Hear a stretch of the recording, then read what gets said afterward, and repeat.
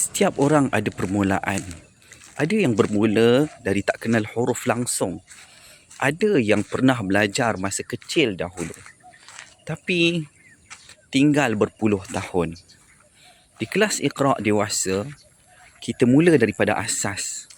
Kenal huruf, kenal baris, belajar sambung suku kata, perlahan-lahan baca ayat. Sampai akhirnya boleh baca surah penuh. Bayangkan daripada satu huruf kepada satu ayat. Daripada satu ayat kepada satu muka surat. Hingga akhirnya anda mampu untuk membaca surah.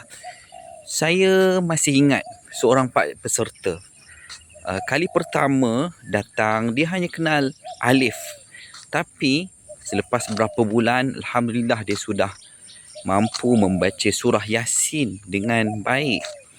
Air matanya jatuh kerana gembira. Katanya, Ustaz, saya tak sangka boleh sampai tahap ini.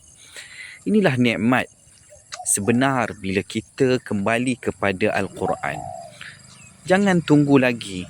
Mulakan perjalanan anda hari ini. Klik WhatsApp sekarang.